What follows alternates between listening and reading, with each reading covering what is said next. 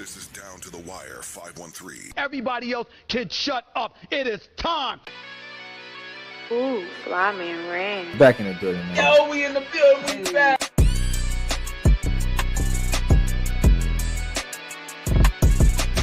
Make sure y'all follow us on everything Down to the Wire 513.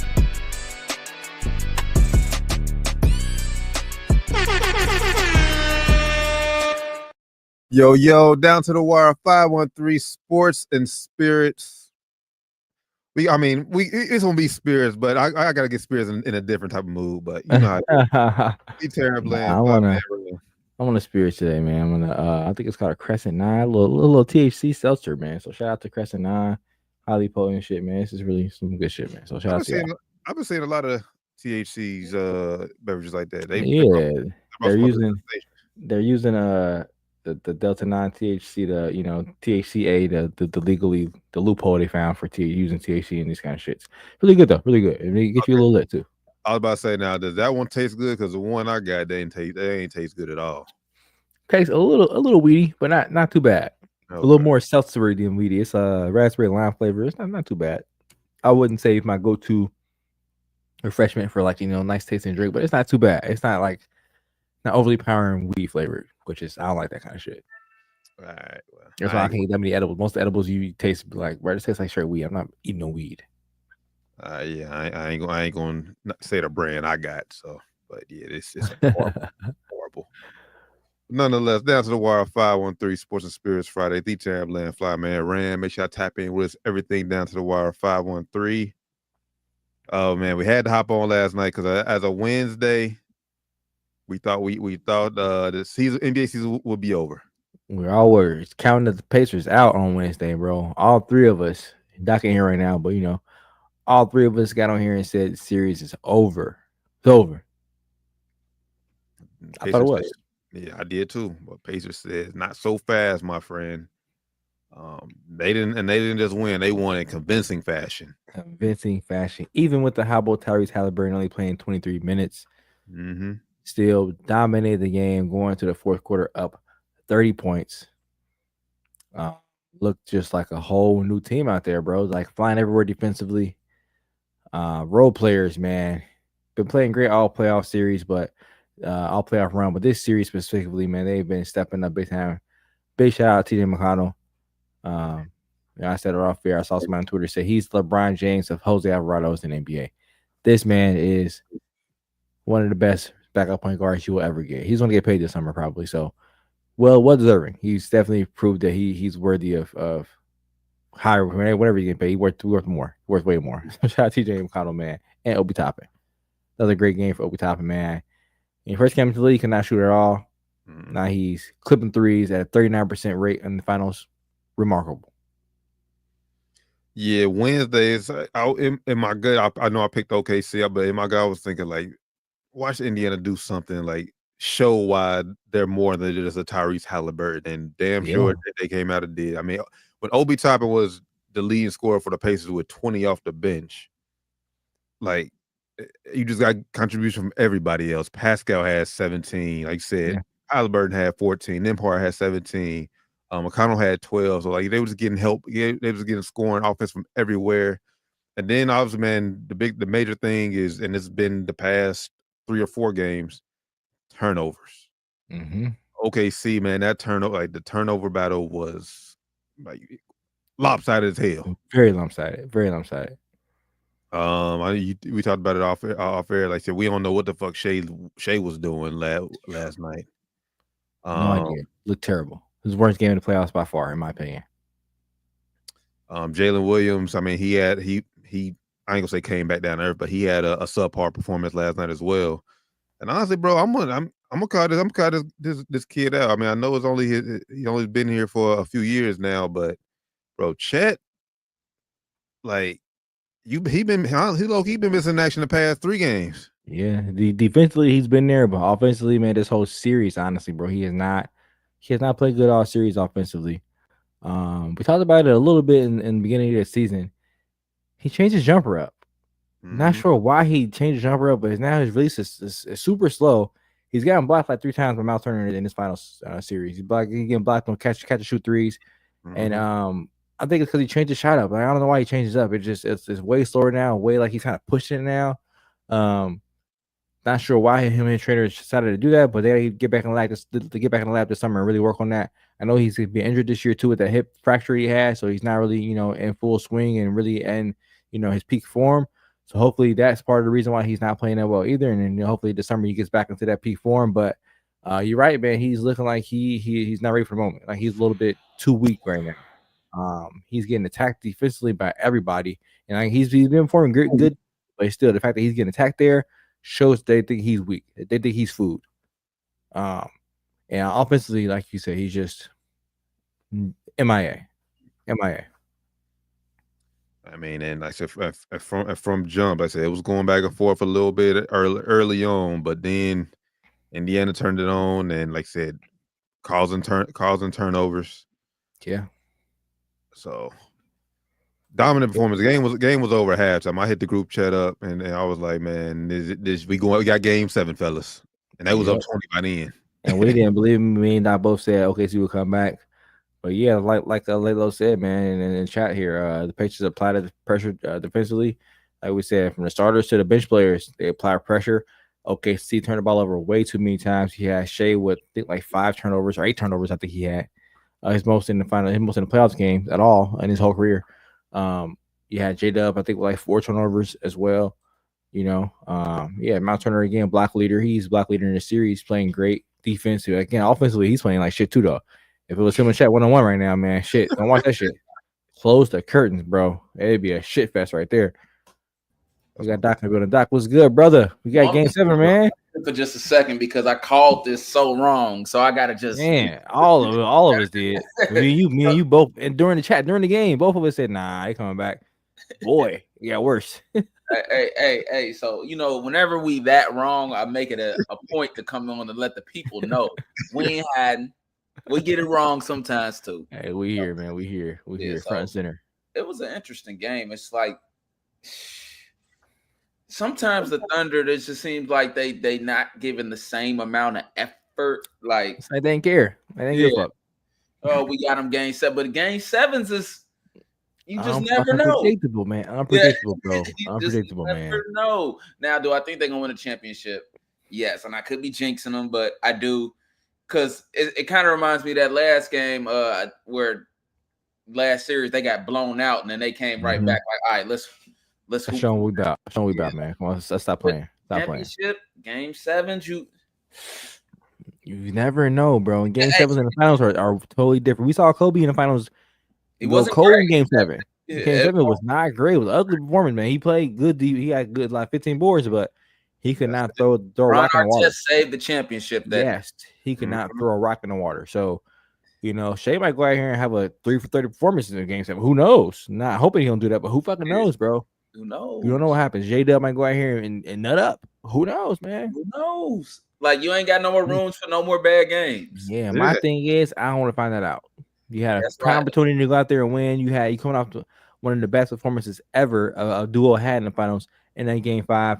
You have to come out and close out the game in game 6, man. You have to come out. We got Tyrese Halliburton hobbled. They put him less action yesterday. I'm not sure what Dagon was doing. That's what I'm saying. Go at him, bro. Go at his ass. Every minute he has here, I put him in ISO situations against Shea, against J-Dub, nigga. You guarding somebody and you come at your ass full speed downhill. Good luck, nigga. That calf coming off the bone. I don't give a fuck. I'm ripping off the bone. It's coming out there. You out there. You got to defend. Next season you're gonna be out the whole season. It's coming off the bone. I don't give a fuck. I'm just gonna get hurt today. You should have said you should shut your ass down somewhere. You're gonna be out here guarding today. He didn't look hobbled, but I'm making him test that shit out for sure. They didn't do that at all. He had two pick and roll actions with Shea, and Shea went at him pretty good. But after that, they didn't do no more. I'm like, what are you doing, Dagnall? What are you doing? The whole OKC staff and team gave up. If they lose game 7, they're gonna look at the game 6 and be like, damn, we should have tried harder. Yeah, when somebody hurt, you just got to go at them. Take their heart right now. Like they should have won that game in the first 10 minutes. They did what the Patriots did get the OG last year, and then the next series, OJ went at OG last year when he had that elbow injury. They went at OG ass. OG was clear he couldn't be out there, and they went at his ass.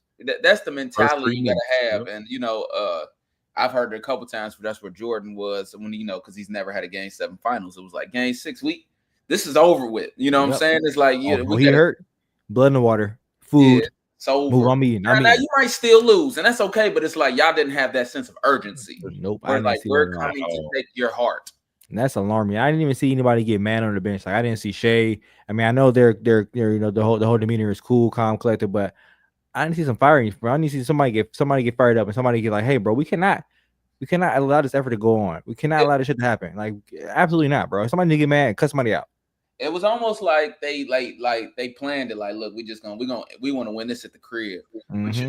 Game sevens, you can't bank on that to happen, man. Yeah, I know. Happen. And we said it before, like, before the series started. Like we know OKC, they've been having the best two players in this series. Well, arguable because Pascal got to give Pascal some love. Yeah, give him some love. Give him some love. But like Shea and J Dub is leaders. But after that, you can argue that the next few is all Pacers. You can't argue that. I would agree. Like, do we trust? And we seen Indiana Pacers role players step up and perform on the road. I look at game one. Do we trust OKC's bench or other role players to step up and play like they did in game? What was it, game 5? Game 5. Or do we even trust Shea to trust them, bro? Last night, Shea was not trusting the niggas at all. Shea was not passing the ball at all. So if Shea goes in with the attitude, he's not creating them shots. They can't create their own shots. So if Shea ain't sinking in the defense and making them come into him and he passing the ball, trusting them, they're not going to get looks. They're going to get bad shots. They're going to miss the bad shots. So Shea has trust them more. I don't know what he was doing last night, bro. He looked very selfish last night. But like, I don't know if he if he just got mad at them niggas, like, man, y'all nothing. I'm going to take this shit in my own hands now or what? But he did not. He trying to lock up that MVP. Man, he ain't fuck with them at all last night. Yeah, that's what it looks like. He's doing. Like, all right, J-Dub have 40. I gotta go out here and get 40 myself, man. He gonna get the MVP. I don't know, bro. He gotta trust teammates more than that, bro. He didn't like he getting the ball enough at all, and that's been the recipe in their losses. It's been Shea playing like shit. Shea playing like he's selfish. Shea not getting them involved really that much. You know, I know we were kind of, you know, me and T talked about Chet not playing that well, but I'm blaming Shea for that a little bit too. Shea should be getting him easier looks. You know, you the MVP, Shea. You got these young guys on your team. You gotta get them easier look, get them more involved in the game, bro. Early involved, early easy buckets, and early in the game to get him more engaged. I don't see that happening. Especially when the three ain't falling. Because I mean, obviously they could make shit from three. So at that point, man, after 3 ball, just go get go get buckets. Yeah, Indiana did a great job defensive, like that ball applying pressure, forcing turnovers. Like it just looked all, and it was all Indiana last night, man. Like Indiana is like, if we gonna lose, we ain't going down at home. We ain't going down at home. I think OKC had like 3 assists in the first half, bro. That's the lowest assist of any team of any half of this season, bro. not in the playoffs of any half of any game this season. Unacceptable. If you're the coach there, man, you gotta call them out and cuss these niggas out, bro. Cuss them the fuck out. I don't see none of this happening. This is why I don't like these calm coaches, bro. Like if I'm a coach, I'm firing these niggas up. I'm getting fired the fuck up. I'm calling timeout. Like JJ did. And you saw remember the game JJ called timeout. What the fuck are y'all doing? What's going on? This NBA final, what the fuck are you doing? That's what I would call timeout. Shay, what the fuck are you doing, Shay?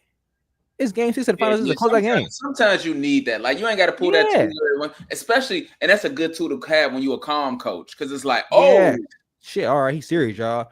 It's the closeout game. The trophy is back there, bro. For us, the trophy is back there. What are we doing? It's there.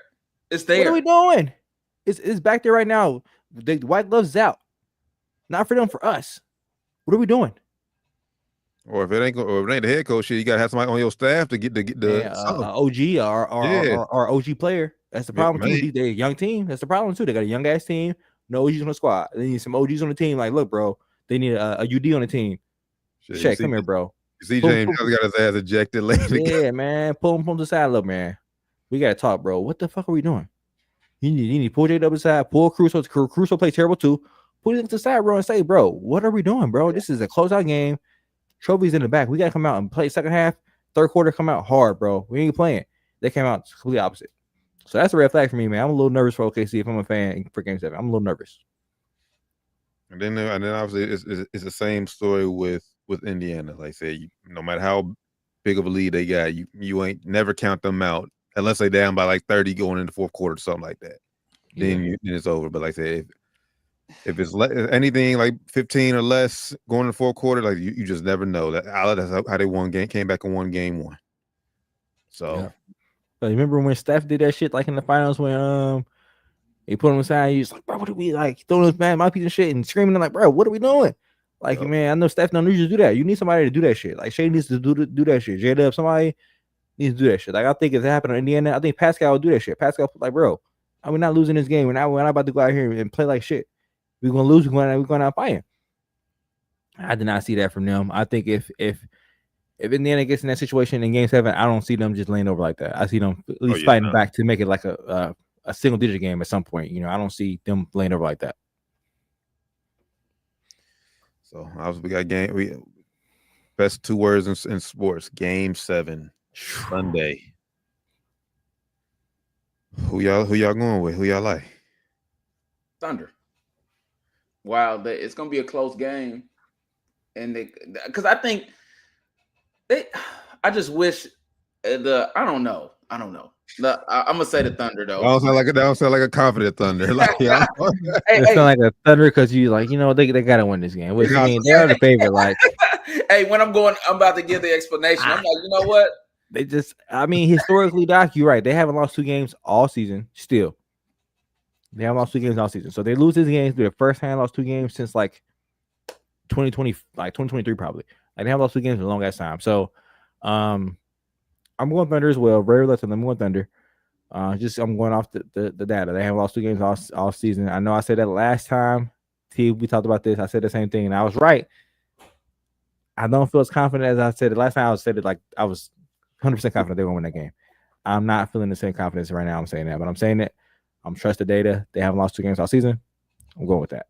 Yeah, Thunder. You saying what I wanted to say, but it was like I started thinking about all the money they've cost me this series, and it's not only bet like $10 here and there. I'm like, but still, you lost the whole team. You're like, damn, I didn't want nothing out this shit. I done lost $60, and it's them every single time. I can't. It's them. It's not the. I'm hitting on all my Pacer parlays, and it's like you niggas. Like, yep. Never know who to trust on that time, man. Never know who to trust. So, yeah, I mean, they should win, man. But if I'm the Pacers, I think the Thunder have a chance to make it back. I think the Pacers, they just gotta like.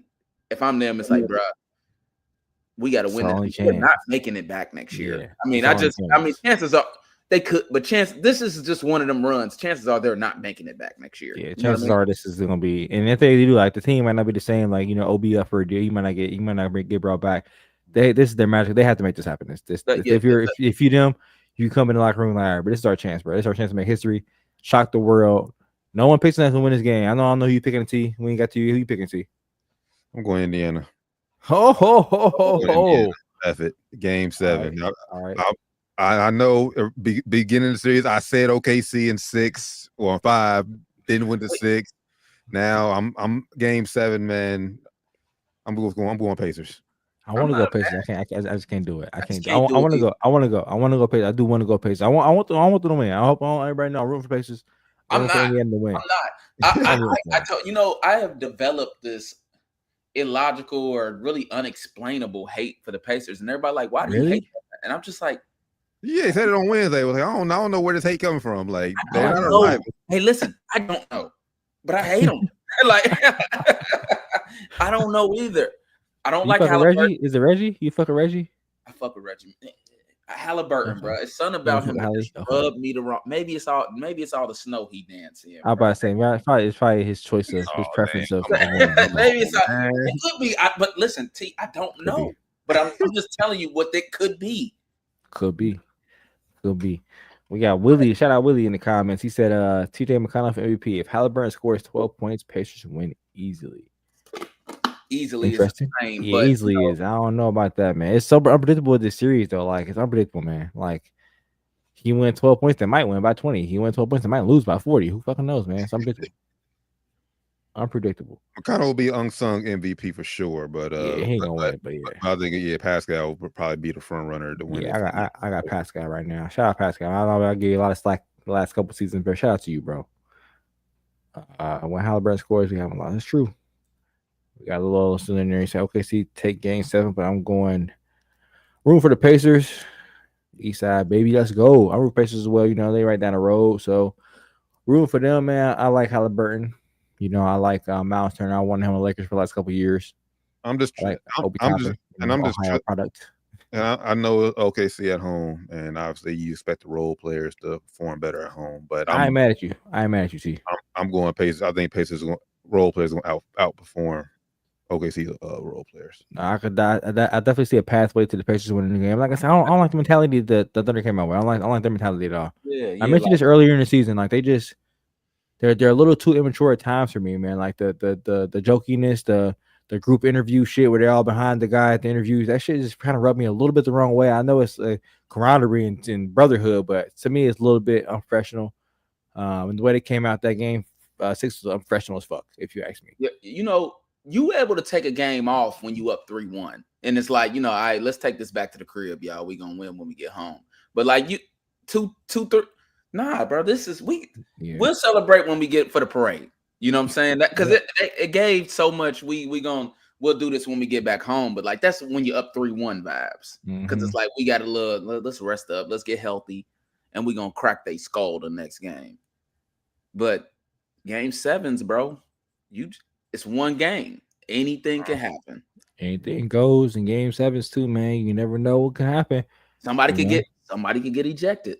Somebody, you know what I'm saying? You just Rick Carlisle's a lot more experienced than Mark Daigneault too. So, Yep.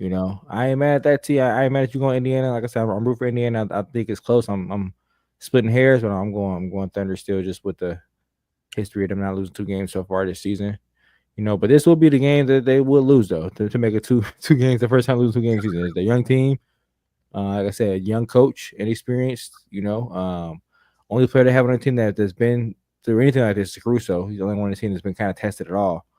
And this Indiana team's been tested this season at least. Last year they went through game 7 in New York last season, won that game 7 in New York, hostile environment. Last year, even though Brunson got hurt, OG was basically a non-factor. He was hurt too, but still, it's hostile environment in game 7 in New York and at MSG. This is going to be a similar environment, probably even louder in OKC. So similar environment, and honestly, even though they've won most of these series this year in 6, like they've been battle tested all series. Like I said, how many times have they been fighting the fight and come back? So yeah, man. Yeah, I ain't meant to pick. I just want to be a good man. At the end of the day, just want to be a good game. But knowing the way I go, I'll just curse Indiana and they're gonna get blown out. Ain't gonna be over by halftime. Nah, I mean, I see a pathway to happening too, honestly. But I don't know. I'm just happy we got a game 7. I'm excited for it. Facts. Hopefully, just a good game. Hopefully it's not a blowout. Hopefully, it's a good game. Well, I don't have any team in the running, so I just want a good game, close game. And I just want to tell everybody who thought this finals was gonna be boring. F y'all. Yeah, stupid, man. We called this shit before the series started. This is gonna be a very fun series. Both teams play kind of same kind of contrasting styles, but same styles. So it's gonna be a good series. That's because they small market teams, man. Hey. Yeah, because then you got that marquee star. Don't mean shit, man. Very, very, very good series. I'll tell you what Shay's playing for. He doesn't know. He's being highly considered for my future next favorite player since Steph. Steph is on the way out. So okay. Yeah, Steph is on the way out. Hey, that's an important title for that. You know what I'm saying? So we'll see. Like I thought that he had the title, like the next one up, tied up, but he's been doing some stuff right now that I just don't know if I want my favorite player title, tied to that. I feel it. Shay would be a nice pick though. Shay would be a nice pick. Nigga nice. Yeah. Nigga So, nice. It's a hard act to follow, to go to Kobe, to Steph, to it's tough. Who y'all favorite players in the league right now? I don't think we asked. I asked. Y'all all know my favorite player. Who y'all favorite players? Well, I did back and forth, man. I dibble and dabble. It was BI for a long time, but he ain't been healthy for the last few years. So it's got to move on. I can't even say, hey, yeah, I'll move on, BI. Sorry, bro. I love you still, bro. Last year, I said it was funny enough. Last year when Kyrie was watching basketball, his favorite player was Tyrese Halliburton. I feel like every time I watch Halliburton, he always watch basketball. So Kyrie's favorite player is Tyrese Halliburton. Mine right now, I don't know, bro. I don't know. Melo up there for me. I'm a big Melo fan. I like watching him play. Okay. I don't want to say the favorite, but he up there. Okay. T, who your favorite player right now? Mine is obvious. He's a fucking play-in king. He never got the fucking play-in. The Frozen. Yeah, Oh yeah, I forgot the Frozen one. You still hanging on to that, man? You gotta switch Come up, on, man. bro. You deserve better, bro. We'll give you a pass. We'll give you a pass, bro. You pass. no, You deserve better, bro. Bro, you switch right. 16 years. 16 years in the league. I'm gonna ride with him until he out the league. I'm just saying, you do deserve better, bro. Yeah, you deserve somebody that can close the deal. Nah.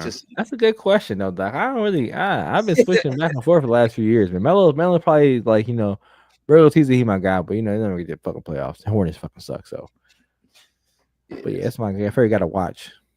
I gotta think about that. Favorite player, I ain't got one right now, I guess. Well, we'll revisit the topic when the finals are over. Yeah, hopefully Lakers can get somebody.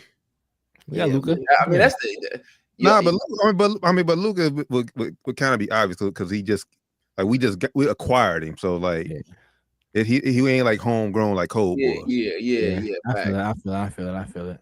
Or like, you know, and it's just hard. I feel like no true Laker fan's favorite player in the league is LeBron James, because absolutely not. If you are, you just not being real to yourself. You just accept because he's here, but we all know what it really is for real. Especially right now, like in today's stage of basketball. If your favorite player is LeBron James, hey, go, so be it. But if you're a true Laker fan, you're your favorite player, then you just dick ride, man. Yeah, like he's glazing, bro. He's just glazing. He good still. I mean, he's still a very good player, but he's just glazing. Yeah, I don't know. So what I want to talk about real quick before I hop off of here and start to get the night started, because you know I get the spirits rolling. LeBron James, man, I feel like everything he says now is like to try to push the mindset around so he can be considered the GOAT. You know, so I totally forget about this. I'm glad you about this. I think he's like accepted that he's not going to win another championship. And it's like, let me like start talking about ring culture, and I don't care about this, but you went to like his whole career is like kind of ring culture. Like he went to Miami to win a ring. He care about rings, and I'm not going to let him lie to us now. That's just my take. Nah, I think that's facts. I agree. I think he definitely cares about rings. And the fact that he brought that up with Steve Nash is on his podcast, Mind of the Game, or whatever that shit's called, very very fitting, you know. Like I agree with Stephen A. said. I don't think he would brought the shit up with Kobe. If Kobe was alive, if Kobe sitting there, you know, say shit to Kobe would be like, bro, what are you talking about? Like rings definitely fucking matter, especially if you the guy.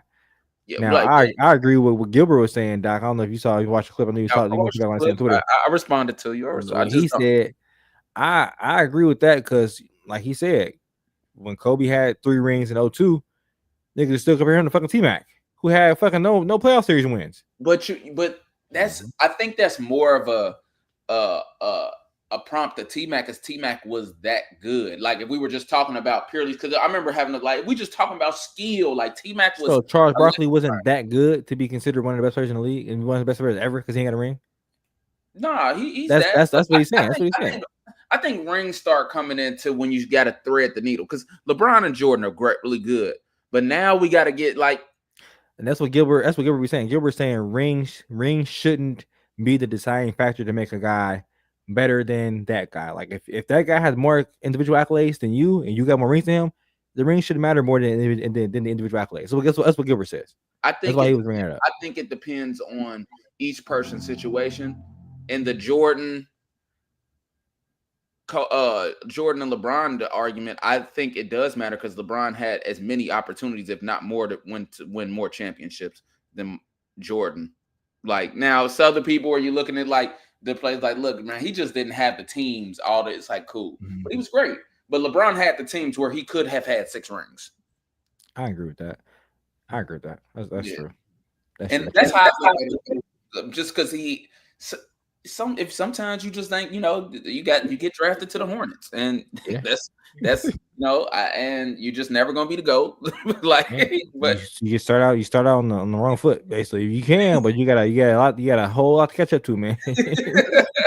You're gonna have to move teams.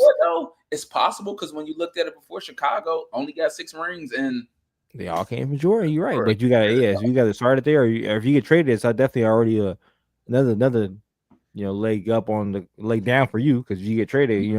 Jordan did it all on one team. Kobe did it all on one team. So you looked at already as less than them niggas because they did it on one team. So it's kind of impossible when you look at it in these days to be compared to those guys back in like the 90s and shit. Because back in it was a whole different league, man. Different fucking league. Yeah, I agree. Whole different world, if you want to be honest, man. So I don't think we should be comparing. I think the rings do count. I think I agree when you said like when you get to that status, when you're the guy on the teams and you got the rings, that do matter. It do hold more weight than being number 2 guy. I agree with Gilbert said too. Being number 2 guys, they get you some love, but it don't put you in GOAT statuses. But yeah, you know what? But he did make a good point. So I'm not going to dismiss him completely. Kobe did want to distance himself from Shaq for a reason. So same thing with Kyrie and LeBron. So we I'm not going to dismiss it completely because that was a thing. Same thing with Kyrie and LeBron. Looking back at it, I don't know why it was a thing because I'm looking at the stats and the stuff. Kobe contributed to points, contributed like Shaq had a little bit more points, like 200 or something like that. But over all the final runs, but Kobe when you put the assist and the points, Kobe contributed to more points. The thing is, in all the finals matchups, Shaq had the biggest mismatch. So of course he's gonna conquer. But but during the run in the Western Conference coming through the West, it was Kobe. Yeah, for the most part. Kobe carried them to the finals basically every time because Shaq was going to give David Robinsons and niggas like that. He had Tim Duncan and David Robinson go against you, and Kobe was killing fucking who he had guarding, Bruce Bowens and niggas, killing them. Yeah, then when you get to the finals, he playing Rick Smith, Dikembe Mutombo, and fucking Todd McCullough. Like, come on, bro. Nah, facts, man. Nah, but I think he's right about the number 2s don't get as much love because you look at last year. Let's look at the Celtics, bro. Jaylen Brown won a fucking MVP the finals. Did he get any more love this year? Fuck no. He got probably more hate than he did this year than he did last year. Look at Jamal Murray. Did he get any more love after they won the championship? No, he's still been All-Star. So number 2s they get a little bit of love, but they don't get nowhere near as much as the main guys get. Facts. Yep. That is facts. Yep. So he brought up Pippen too. Pippen got 6 rings. He ranked number 30 something all the time. Like he got 6 rings. He's number 2 guy. But that's not bad though either. And then Pippen is 30, 32 all time is damn good. But I guarantee you, if he's number 1 guy on those teams, he'd be top 5 with 6 rings. Top 10. True. He would get more respect. Well, and maybe he'd even get more respect if he wasn't playing with the GOAT. You know what I'm saying? I feel like Clay's rings gonna get Klay Thompson's rings are gonna get more love because it's like Steph is great, but it's just like, hey, they're the Splash Bros. Yeah, Steph needed you. Yeah, Steph needed him. That's true. You know what I'm saying? So I don't know. Rings isn't the end all be all. I get that. It should be. I also not gonna let LeBron. They do matter. Let LeBron try to, shape this like it don't matter when your whole career has. When you on that level, they matter. And when you Robert Horry and shit like that, they don't matter as much. Yeah, I'm thinking rings really actually in the 1 and 2 debate because we're not really comparing rings like D Wade and all that. You're not comparing rings. You're not doing. If you're not one of the top, if you're not considered one of the GOATs or one of the top. 7, 8 guys, bro. 10 guys, really. The rings don't really matter, bro. They don't. You get one, and you just get one. I mean, you don't. You don't have to have one, but you get one, and you're good with one because it's tough to get one. Yeah, but if you like Jerry West and you got one, then you like, damn, he only got one. It do make you look like that. It makes you look like that. If you Will Chamberlain, you only got 2. It's like, damn, he only got 2. He Will Chamberlain. But it's like that. Or vice versa. You got. Dirk, you got 1, but that 1 was. But Dirk wasn't one of the all-time. Dirk was very good, but he wasn't like Will Chamberlain good. Well, you know what I'm saying? But it matters. I'm talking about as far as rings. Green Way. I got you. It matters what team you play on too, though. That matters too. He played for the Dallas Mavericks his whole career. He got Dallas. Their one. That's huge. That's that one championship. You play for the Lakers. You got 2 rings. I I don't know. Yeah. You know, like you feel me? It's like Yeah. you couldn't squeeze out one more because they're And you was the best player in the game for how long now? You Will Chamberlain? You couldn't get past Bill Russell? He got 11, you got 2? That makes you look like you weren't doing shit during your era, bro. That's how I make it look. That's just how that's true.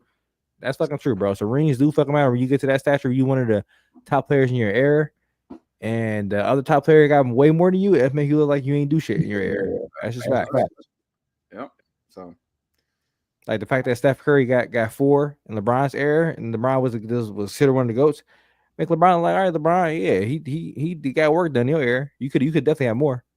I mean, like Carmelo got 4. Carmelo got 0. Chuck got 0. It's a lot of people that don't got rings because of Jordan. A lot of niggas. Like a lot of niggas. And you know, that's just the way it is. That's facts. A lot of all-time greats. And then Tim Duncan and them slid in, and Lakers, you know, and then there's some niggas that ain't got rings because of the Lakers, because you know Kobe and they run. So yeah, the Kings now. Yeah. So, all right, good debate to have. That was definitely good debate to have. I had to tap in with y'all for like a few. I'm gonna bounce off of here for my lady. Tear my head. All right, damn, brother. All right, there, brother. What's up, man? He's going now, brother. All right, love y'all. Peace, love you. But yeah, man. I don't know that whole. I seen the clip on there. I seen the what you posted about Gilbert Arenas about the second thing. I didn't hear what Bron had to say about it. Just like, bro, I didn't. He ain't talk about the second thing. Brown was talking about basically just you know, why should we look at why can I say first off, and he said Peyton Manning got 1 ring. He got 2 rings. Yeah. He said, you know, you saying Peyton Manning can't sit in the table with Tom Brady because he only got 1 ring, and Tom has 7. You know, you saying Barry Bonds not the best player ever played baseball because he has no rings. You can't tell me that. So I mean, I understand where he's coming from, you know, but you know, like I said, you know how important it was for you to get a championship. Why you went to Miami? You know how important it was for you to win, man. You know how important it was. Or you would say that for you to say as Cleveland the whole time. Yeah. Because you went back. See, obviously you wanted to be there. You went back. And it's different. And he said sitting at the table. Yes, you can sit at the table, but we're not going to put you better than. We're not going to say you better than who you were at the table with. Nah, and we're not going. We're not. Especially if you think got 2 and they got 7. That's not even close, bro. Like, if it's like 4 and 5, okay, you can sit at the table. We could talk about it, but they got 2 and he got 7, and he went to 2 different teams. So did you, bro. Like, ain't much you can talk about. And same thing. If you look at regular season, like I'm talking about Peyton Manning and Tom Brady here. Regular season accolades, Peyton, and you was killing shit. Oh yeah, you was better in the regular season than Tom was. Tom was getting it done in the playoffs and in the Super Bowls. You wasn't. So that just is what it is, man. We can't. We can't. That shit. The rings fucking matter. And then not only that, I'm not gonna say the rings. The rings fucking matter. Then not only that, shit. Like I said, Peyton Manning. I mean, how many times? I gotta look at the record, but when they played each other in the playoffs, yeah, how many times head to head did you lose against Tom? Yeah, like you had how many times in the season where they had good teams. They were bad. They were 9-win teams skating along in the playoffs. They were a fucking 12-win team, 13-win. They were good teams. Oh yeah, very good teams. The Indiana teams were. So nah, man, I can't let that shit slide, man. Rings do matter when you're considered one of the best players in your era. That shit matters. Like I said, when you're a role player. TJ McConnell's, if he gets a ring this year, what's it gonna do for him? Not too much in the whole grand scheme of things. He's gonna be a champion, of course, but it's not gonna put him in any other light as an all-time player. But when you are the one of the best players in your era, and rings start catapulting you into other categories of discussions, that shit matters. Might make his pockets a little heavier. Yeah, I mean, he can do that anyway. But just like this, bro. Shea wins this year, it puts him in a whole different stratosphere, bro. You get MVP, scoring title, NBA champion, whole different stratosphere. All in the same year, whole different fucking stratosphere. Whether you want to admit it or not, it puts him in a whole different light. It puts him up there with the MJs, up there with the fucking Kobe. Kobe never even did this shit. Puts him up there with those kind of upper echelon guards. And as far as prime season goes. One of the best seasons the guards ever had if he does this. So that shit matters, bro. If he loses, all that goes away. That shit matters. I don't care how much you want to put it. I know he's not an all-time great yet. He got a chance to be. This helps build the story to be an all-time great. This shit matters. It fucking matters. Facts. I know we said that OKC, and I agree with y'all would say. OKC has a better chance of getting back there than Indiana does, but that not necessarily means they're going to get back there. We said the same thing in 2012 when they went with Russ. James and KD, and then everyone back until now. So That's you what can I'm never saying. say that, especially in today's NBA, with as far as how just the roster is so fragile these days. It's so much. I can't think of the word I'm looking for. The league is so the talent's so spread out. You never know who's going to win next year. It's just you can't bank on it. Yeah, we don't. And like I said, this supposed to be another wild off season. Who knows what his off season got to have in store? It's already been wild, man. We already see trades happening. We already see players getting extended already. So hearing rumors about the players getting traded. So you never know what's going to happen, man. You never can bank on getting back. You have to seize the opportunities in front of you. That's why this Game 7 is important for both these franchises, man. In the end of the day, they don't have a championship, do they? Nope. So it's very important for them. I know they won a couple times to the finals, but this is a huge, huge series for both of these franchises, man. That's facts. Speaking of the offseason, we are 5 days away from the first round one of the NBA draft. We all expect Cooper Flagg to be the consensus overall #1 pick going to the Dallas Mavericks. Shout out Cooper, man. Yeah, shout out Coop. Great prospect, great player. Can't wait to see him in the league, in the NBA. I've been saying that for a couple years now. But there's another projected lottery pick, top 3 lottery pick, who's been making headlines for all the wrong reasons. Probably not top 3 anymore. You probably ain't gonna be top 3 no more. One, Ace Bailey. Ace Bailey was the forward guard / forward, played ball at Rutgers this past year alongside with other projected lotto pick Dylan Harper. Number 2 pick probably. Dylan Harper locked in probably number 2. Yeah, I mean, on my board he's locked in number 2. Like, yeah, I think everybody board. I think nothing number 1, number 2 locked in. I think it's gonna be Cooper Flagg number 1, Dylan Harper number 2 in San Antonio. Then what I'm hearing, man, Sixers, they wanted to work out your boy Ace Bailey, but he canceled on them Thursday last minute. He has not worked out officially for any NBA team yet. And like you said, draft is in 5 days. He has him and his agent. His agent is Sharif Cooper's dad. If you're not familiar with Sharif Cooper, he's an NBA G League player. He's on a cast roster, I believe. He was on a cast. I'm not sure he was on now. Was on a cast roster at one point. But Sharif Cooper's dad is Ace Bailey's agent, and he's been wanting to take money for in-person interviews, on-camera interviews. So that's kind of strange if you ask me. But he's been advising Ace apparently that to not work out for teams, not meet with teams. And Ace has not met with any teams yet leading up to the draft. And a lot of teams in his draft space, between 3-8 somewhere, have reached out, and he has not, met with anybody yet. I'm just gonna say, man, Ace needs to get some better people in his life. Hopefully, this agent isn't a guy who's just trying to look out for himself and try to get some money off from Ace. Because, like I said, for you refusing not to work out with NBA teams, bro, like what the fuck are you doing? Yeah, like, do you want to be an NBA player or not, bro? Right. What's going on here? Like you're not setting a good precedent for yourself. You got to figure all 30 teams in the NBA looking at this like, bro, why is it not working out? Yeah, what's going on here? Like, is he trying to hide something here? Like, he didn't go to the Sixers had him. The Sixers wanted him to come in for dinner. One day, like come in evening time, we're gonna meet, eat dinner. The next day come for work out, and he canceled it. Like, bro, like what's the issue here? I don't understand it. And it came out before that news came out. It came out that he wanted to only go to a landing spot where he had a clear pathway to be a star. Like, bro, like what is going on here? You seem very entitled. That's just not given to anybody. That's just earned first and foremost. No franchise drafts you and just says you're a savior, unless you're like a consistent #1 pick, like LeBron James maybe. And that still wasn't like just a here's the keys. You still have to earn that shit from his teammates. Same thing Wemby. You have to earn that shit from his teammates. Same thing with you. You have to earn that shit from your teammates and from the organization. You can't just go in expecting to be given the keys to a franchise, bro. Especially when you're not even a consistent #1 pick. This is just a huge red flag. And I would not draft Ace Bailey. I would stay away from him, especially top 10 pick. Maybe he slides to the back end of the lottery, 10 through 14. I might take a flyer on him.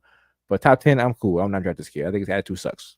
Huge red flag. And like I said, he wasn't even that good for most of the season. Like I said, he picked it up. He picked it up towards the end of the year. I will give him credit for that. The second half of the year, He did turn it on. He did show signs of why he's considered a lotto pick.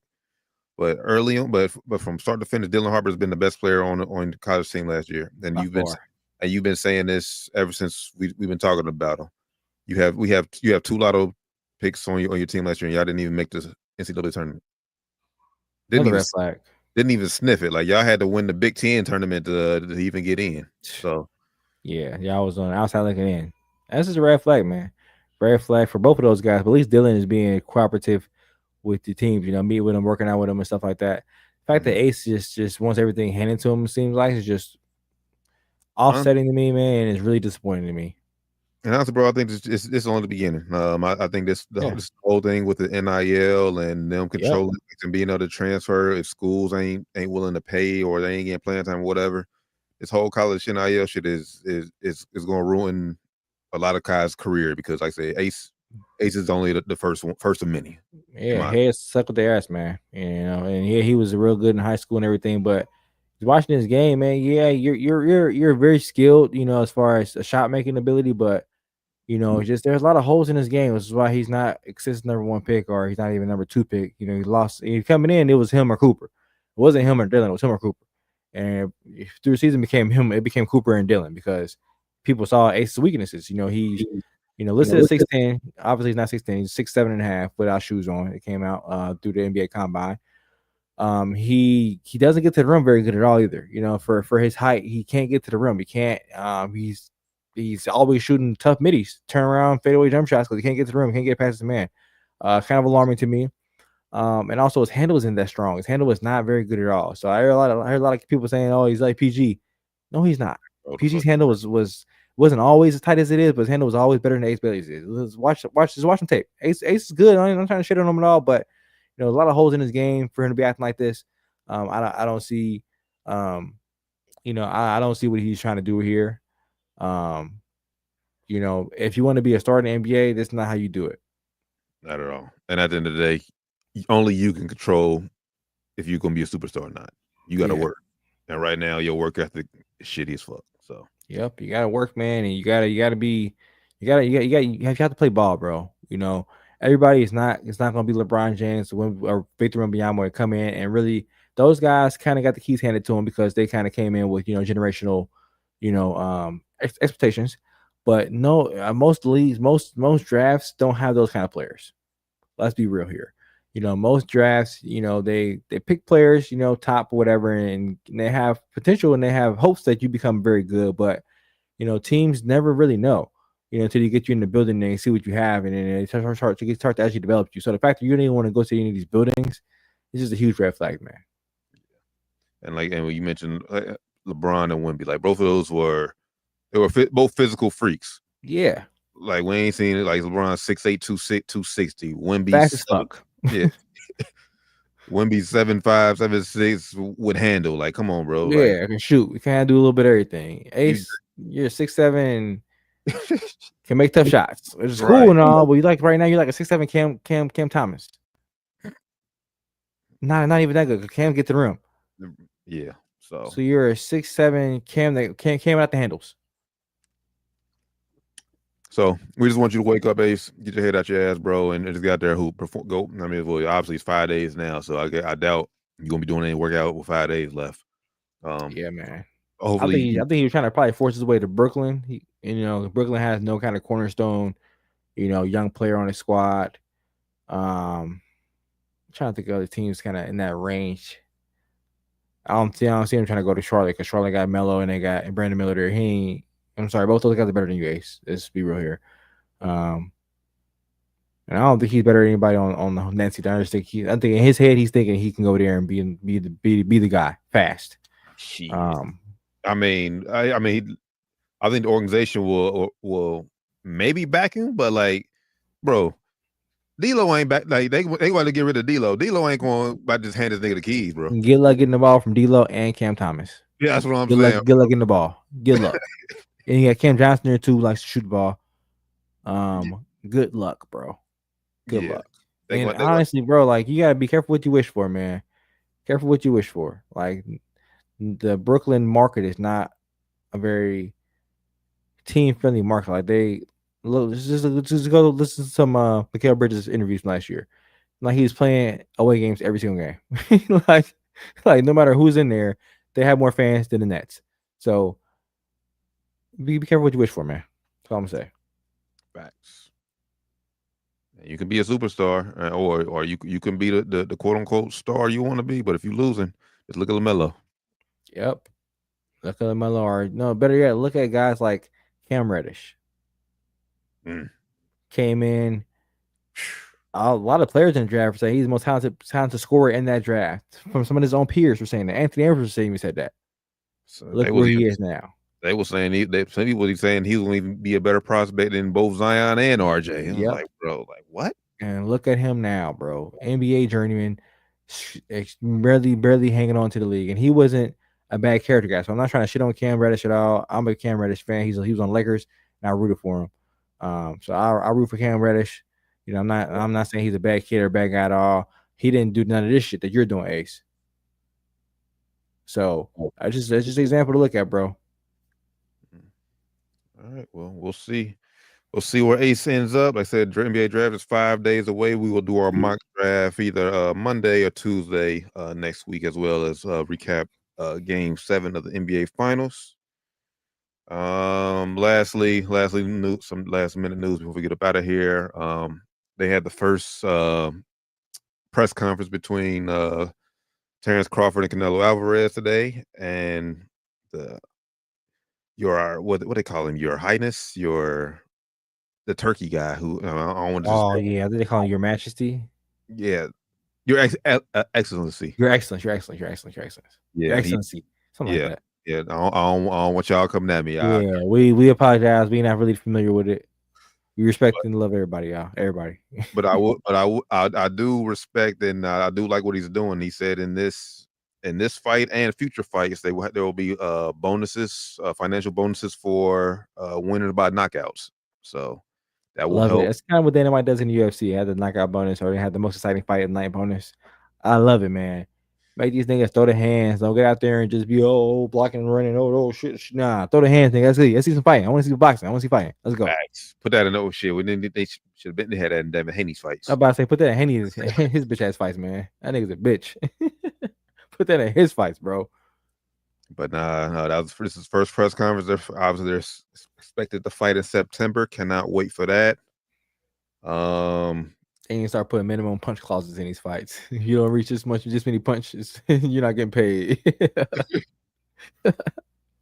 Hell, maybe the big three need to add something like this, because I don't know. Yeah, we ain't talking about it. But you see the Dwight Howard Lance Stevenson fight? Yeah, man, that shit's funny as hell. I don't want to say it's funny. That shit was entertaining. I want to say it's funny. Entertaining as hell. Entertaining as fuck, man. I'm gonna say Lance ain't back down, but Lance was on. But y'all don't want to fight a big ass Dwight Howard, bro. I'm cool on that. Lance is a big guy too, but Dwight Howard is a gigantic. He's ginormous. I'm cool, bro. He's like a solid 6'10", 6'11", probably 275. I'm cool, bro. Yeah, he swung you that first time. I was like, all right, Lance, you out of your weight class. Cool. I mean, you see, bro. I saw this on, I think it was on Twitter last night. Somebody had a picture of Triple G. You know, Triple G is a world class boxer. Oh, and Aaron Donald. Aaron Donald. Mm-hmm. Who will win that fight in a street fight? Not a boxing, in a street fight. Who wins that fight? In a street fight? Aaron Donald, like what, 260, 280 maybe? Yeah. 6'3", 280. Triple G is like probably what, 6'3", 160, I think he's with these weight class, 165. Mm-hmm. Yeah. So let's say 170. Street fight probably 170, 175 maybe. Still, Aaron Donald probably got about 100 pounds almost. If Aaron Donald can grab him, it's over. It's over. Street fight is over. Yeah. Street fight, I'm going Donald. If you professional fight, where you can't grab, I don't say professional, but a fight where you can't grab. Box. If it's a boxing fight, yeah, he getting picked apart. Yeah. Boxing, I don't know. If even UFC, I think Triple G might get him UFC. Triple G probably knows some UFC moves. But Aaron Donald can grab him though. He can grab him. Yeah, you can grab him UFC, so I don't know, man. But some of these little niggas, man, they'll get you. Even though you're bigger than them, they'll still get you in UFC and the grapple shit. And the groundwork, they'll get you. Slithery shit, they know some techniques you don't know. You're stronger than them, they can leverage their shit and they get you. So if I don't know how much Triple G James any other shit, but In street fight, give me Aaron Donald. I'm sorry, man. Triple D probably do kickboxing too. You probably know kickboxing a little bit. But Aaron Donald is just too fucking big, bro. He weigh you 100 pounds. Yeah, is Triple G even fight? Is Triple G still even fighting? I don't think so. I ain't seen him fight in like a couple years, I think. Yeah, I know it's been a few years. It's been since like 2023, 2022, I want to say, since his last fight. Yeah. He's 43, so yeah. Yeah, he sit down somewhere, man. Yeah, Aaron Donald like 30, 33, 35. He'll whip Triple G ass, man. Yeah. Speaking of sitting down, last week we got to hear Deontay Wilder fights next week. Sit down. Yeah. You're right. Speaking of sitting down, sit your old ass down. But we don't want to see you go out like that, bro. Yeah. Come on, OG. You ain't even fighting on nothing. Like I don't even know the damn sites you fighting on. Man, come on, OG. He's doing it for a little bit of couple $100,000 he getting for the fight, man. Come on. Which you should be good. Should be, but I don't know how to do the finances. Yeah. You know. He might boot through some of that shit. Some of them dumbass costumes he's using to come out to the ring. Oh man. All right. With that said, that's been down to the wire. 513. Yeah, and Triple G ain't his last fight wasn't. Yeah, his last fight was Canelo in 2022. So yeah, 22. I knew it was something like that. Yeah, he lost. Done. Yeah, he's done. He's done. He made enough. He got paid for that fight though. I forgot. Oh, Pacquiao fighting next week too. Yeah, he did come from retirement, man. Yeah, man. Shout out to the president, man. He said, "I'm bored of running the country." Hey, shout out to the president. He back for the quick little payday too. He back, man. Shout out, Manny Pacquiao, man. And it's for a fucking title. Like he could be a champion. He came back and title shot, man. He a real nigga. But now, with that being said, man, I appreciate everybody tapping in with us as always. Down to the wire, 513 Sports and Spirits Friday, the official first day of summer. And boy, it is up here in Cincinnati. It's definitely summer for sure. It's a hot one, man. It's a hot one. It's about to be a hot one all weekend. I know it's a lot. I know it's a lot going. It's a block party downtown, Cincinnati tomorrow. Down at the bank. So good luck trying to get down there because it's gonna be hard to move down there for sure. Stay my ass in the house. Yeah, and if you're going somewhere, go to my house. Make sure they got AC. Yes, it's hot. But for the good brother, Flyman Ran, Josh Doc Evans, D-Turn Bland. Make sure y'all like, subscribe, share on YouTube so y'all get notified next time we own. For the good brother, once again, Flyman Ran, Josh Doc Evans, D-Turn Bland. We'll catch y'all maybe Sunday before the game, maybe during halftime of the game. You never know. Just hit the notification bell, get notified every time we go live. Turn the bell on. Yeah, you know what it is. But until then, y'all have a safe, blessed rest of the weekend. We out. Peace.